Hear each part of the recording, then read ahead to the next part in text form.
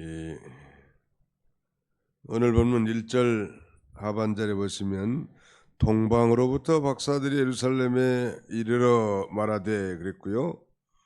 또 2절 하반절에도 우리가 동방에서 그의 별을 보고 그에게 경배하러 왔노라. 또 9절 상반절에도 박사들이 왕의 말을 듣고 동방에서 보던 그 별을 문득 앞서 인도하여, 동방에서 이런 면이 이 세 번이나 반복되어 있습니다. 그래서 동방에서 온 박사들이라고 했기 때문에 동방 박사들과 성탄절 이런 제목으로 잠깐 말씀을 상고하고자 합니다. 동방 박사들과 성탄절. 제가 기가 닳도록 다 들은 메시지지만 우리가 특별히 성탄의 계절에 한 번쯤은 상고할 메시지라고 생각이 됩니다. 이 동방 박사들이라고 우리가 무의식 중에 이렇게 부르는 것은 그들이 적어도 이 베들레헴을 중심으로, 동쪽이니까 오늘날 뭐 이라크라든지 이란, 옛날로 말하면 페르시아에서 온 이 동방으로부터 온 박사, 동방 박사들이기 때문에 우리가 무의식적으로 동방 박사라고 부릅니다. 동방 박사들과 성탄절에 대해서 성경학자들이 하면 이 동방 박사들은 페르시아의 궁궐에서, 궁정에서 그 별을 연구하는 학자들, 또 더 나아가서는 이 별을 보고 점치는 점성학자들, 이런 자들이 아니겠는가. 그리고 이 왕실의 이 고위층이었다고 합니다.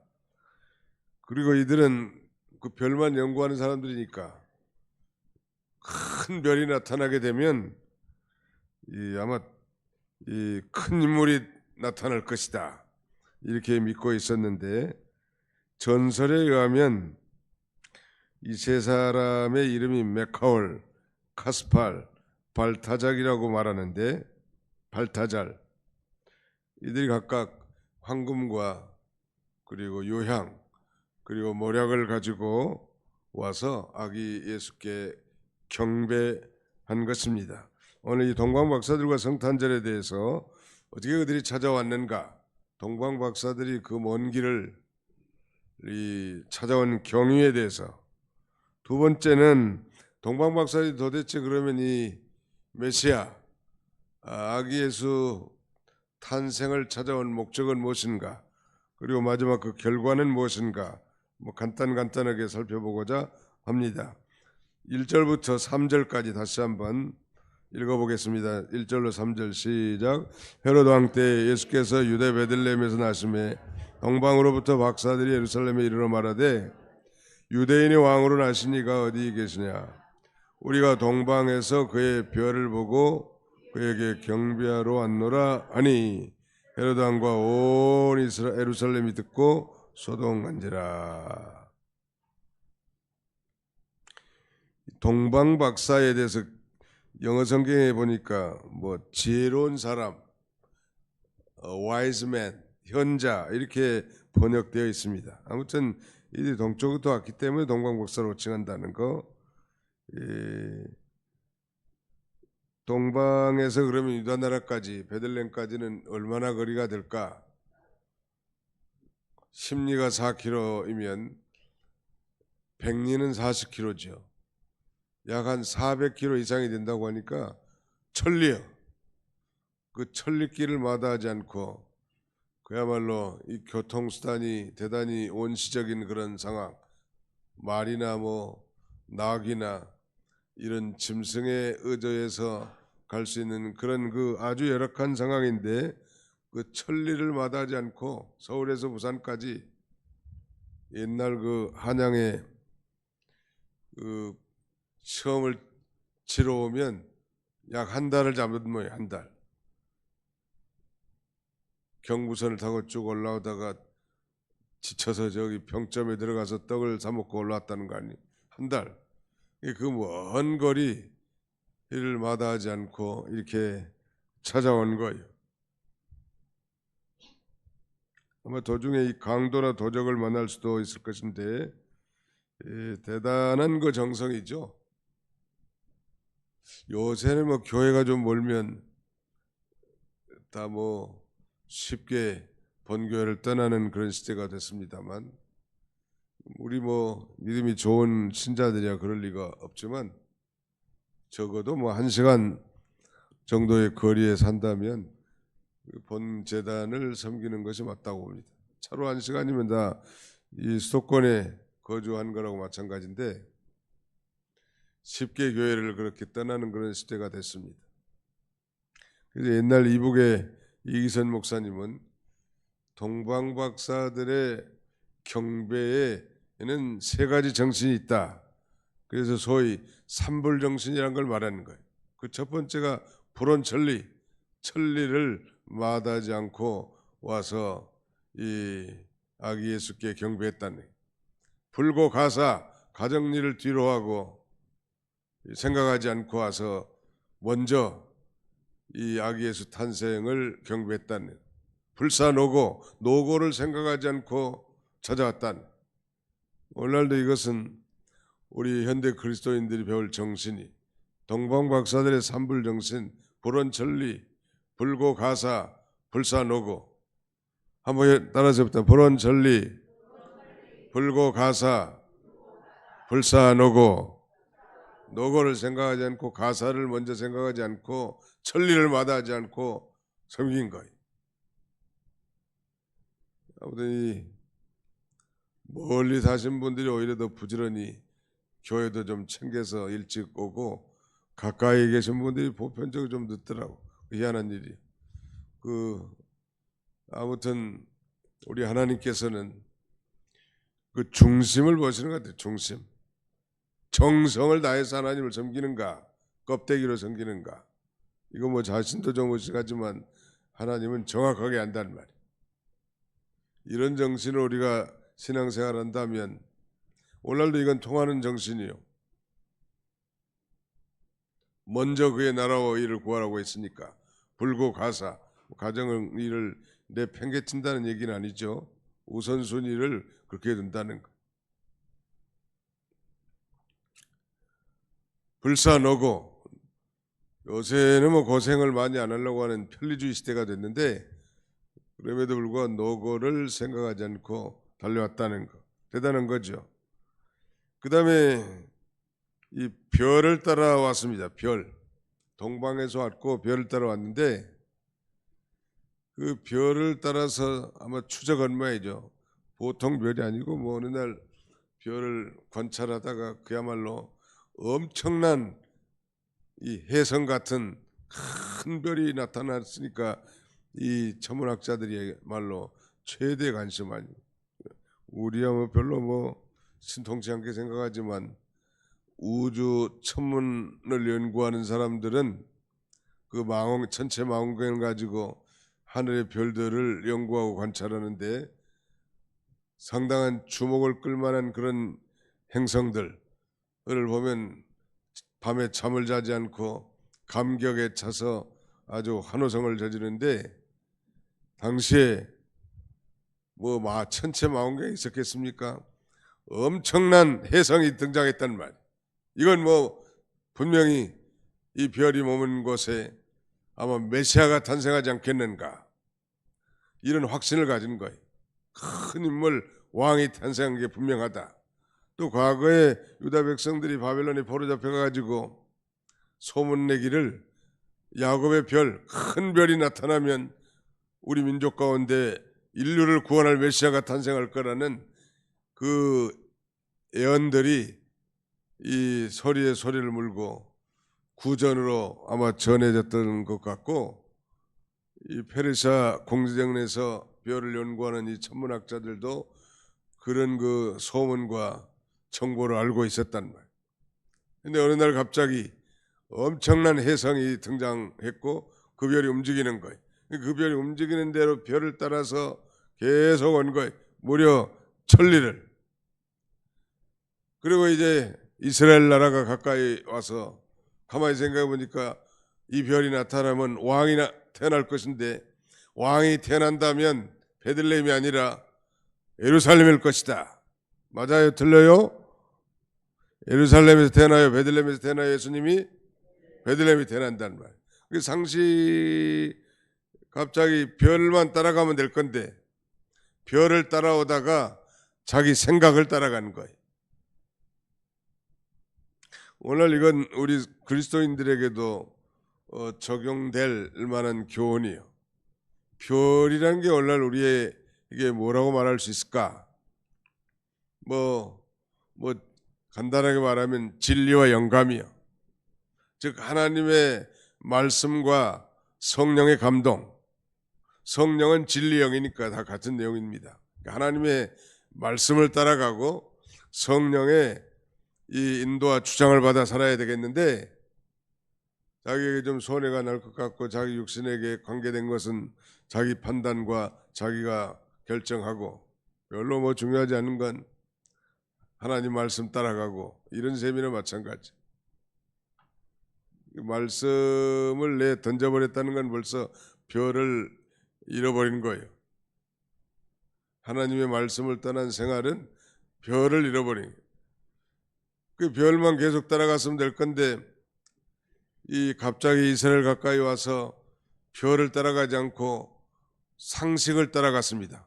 이건 분명히 이건 왕궁에서 태어날 것이다 하고 예루살렘에 갔다가 그만 아주 큰, 여기 3절에 보니까 소동이 일어났다는 거 아니에요? 헤롯 왕과 온 예루살렘이 듣고 소동한지라.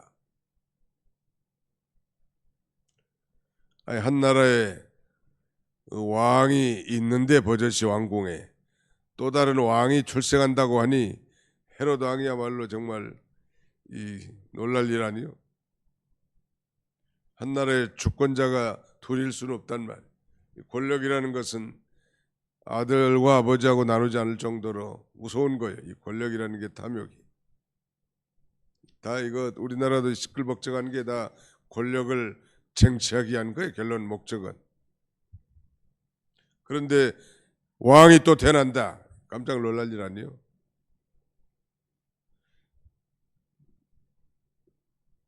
그래서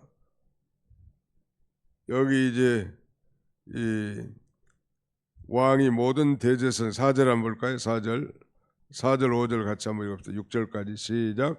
왕이 모든 대제사장과 백성의 서기관들을 모아 그리스도가 어디서 나겠느냐 물으니 이르되 유대 베들레헴이오니 이는 선지자로 이렇게 기록된 바 또 유대 땅 베들레헴아 너는 유대 고을 중에서 가장 작지 아니하도다. 내게서 한 다스린 자가 나와서 내 백성 이스라엘의 목자가 되리라 하였음이니이다. 왕이 모든 종교 지도자들을 부르고 도대체 이 메시아 그리스도가 어디서 태어나겠느냐 물어보니까 이 대제사장 백성의 서기관들이 미가서에 나오는 예언을 그대로 말해주는 거예요. 유대 땅 베들레헴입니다. 놀라운 사실은 예수님이 태어날 곳을 정확하게 알면서도 이 대제사장과 서기관들은 그 아기 예수 탄생 메시아를 대망하면서도 경배하러 가지 않았다는 건 대단히 아이러니. 그저 이 머리에만 머물고 행동으로 실천하지 않는 관념적인 크리스찬. 우리는 듣고 배운 대로 우리의 삶의 정황, 가정이나 교회나 사회생활 가운데 그대로 실천해야 합니다. 말과 행실로. 그게 진정한 크리스찬이죠. 대제사장과 서기관들은 메시아를 기다린다고 하는데 메시아가 탄생할 장소도 알면서 메시아가 태어날 거라고 얘기를 들었으면서도 정령 섬기러 경배하러 가지는 않았다는 거예요. 7절 이에 헤롯이 가만히 박사들 불러 별이 나타난 때를 자세히 묻고 베들레헴으로 보내며 이르되 가서 아기에 대하여 자세히 알아보고 찾거든 내게 고하여 나도 가서 그에게 경배하게 하라. 헤롯 왕이 정말로 경배하려고 지금 이렇게 요청한 게 아니에요. 어떻게 알 수 있는가? 나중에 이제 2살 아래로 베들레헴 근처에 모든 아이들을 다 죽입니다. 그야말로 대살상극이 벌어지는 거예요. 내가 왕인데 어떤 놈이 왕이 탄생했단 말인가? 이 서기가 이 동방 박사들의 불신앙으로 말미암은 대참극이 벌어지게 됩니다. 이 믿음 안 쓰면 물질적인 손해, 가정의 환난, 여러 가지 문제들에 봉착할 수가 있어요. 믿음을 안 써갔기 때문에 말 한마디라도 큰 난리가 나는 거예요. 우리는 천당 가는 그날까지 자기를 드러내지 말고 정말 겸손히 우리 예수님처럼 십자가를 지고 걸어가는 거지, 자기 주장을 펴고, 자기 주장이 물론 옳죠. 그래도 예수님은 자기 주장을 펴지 않았어요. 온유했단 말이에요. 이 온유라는 건 원어적 의미는 이 통제된 힘이다. 힘이 있지만 조절하고 통제하는 사람, 정말 온유한 사람이, 무슨 뭐 무골충같이 이래도 흥 저래도 흥한 사람이 아니고, 힘이 있지만 통제할 수 있어야 된다는 말, 말할 수 있지만 통제할 수 있어야 된다는 말, 그게 정말 온유한 사람이야. 나의 불신앙, 내가 순간 믿음 쓰지 않은 것 때문에 우리 가정의 구성 요원들이 큰 손해보고 교회를 떠나고 하나님을 떠난 일들이 있을 수 있단 말이에요. 엄청난 일이죠. 동방 박사들이 처음부터 끝까지 별이 머무는 곳까지 갔다 오면, 그 별이 머무는 건 이제 베들레헴 상공일 거 아니에요. 그러면 아기 예수가 탄생한 곳에 정확하게 도착하고 시간도 정력도 소란도 다 예방할 수 있고 아기 예수를 경배할 수 있을 텐데, 순간 인본주의를 썼단 말이에요. 교회도 인본주의를 쓰면 부흥할 것 같아도 하나님이 그렇게 하신 게 아니에요. 부흥의 원동력은 하나님이시지 사람이 아닙니다. 사람은 혹시 좀 많이 모일 수도 있겠죠. 그래서 믿음으로 나가는 교회가 생명력이 있고 또 하나님이 기뻐하시는 교회란 말이에요. 중요한 교훈은 우리가 끝까지 천국 가는 그날까지 진리와 영감을 따라가서 하나님의 말씀과 성령의 감동함을 살라는, 마치 이것은 구약시대 이 출애굽한 이스라엘 백성들을 인도했던 그 구름 기둥과 불 기둥과 같습니다. 불 기둥은 하나님의 말씀을 상징하는 것이고 구름 기둥은 하나님의 임재, 즉 성령의 감동을 상징합니다. 그러므로 성경을 안 보고 하나님 말씀을 도외시한 인생을 산다면 그 별을 잃어버린 동방 박사들이 헤매고 살인극이 벌어진 것처럼 대혼란이 온다는 거 우리가 기억해야 할 것 같습니다. 자, 그다음에 이들이 이제 마침내 이제 서기관과 대제사장들이 베들레헴이라고 하니까 다시 추설해 가지고 베들레헴을 향해 갑니다. 8절 9절 박사들이 왕의 말을 듣고 갈새 동방에서 보던 그 별이 문득 앞서 인도하여 가다가 아기 있는 곳 위에 머물러 서 있는지라 그들이 별을 보고 매우 크게 기뻐하고 기뻐하더라. 우리가 하나님의 말씀과 성령의 감동을 받으면 마음이 기쁘고 즐겁습니다. 그 인도를 받으니까요. 11절 12절 같이 읽습니다. 시작. 집에 들어가 아기와 그의 어머니 마리아와 함께 있는 걸 보고 엎드려 아기께 경배하고 보배압을 열어 황금과 요향과 모략을 예물로 드리니라. 그들은 꿈에 헤로데게로 돌아가지 말라 지시하심을 받아 다른 길로 고국에 돌아가니라. 놀라운 사실은 그 별을 보고 매우 크게, 매우도 강조하는 부사인데 매우 크게 기뻐하고, 한 번만 기뻐한 게 아니라 또 기뻐하더라. 엄청난 기쁨이 있어요.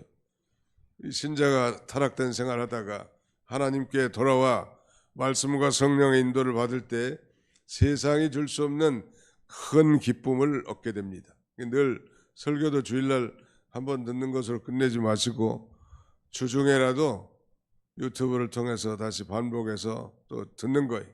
또 훌륭한 목사님들의 설교도 또 자주 듣는 거예요.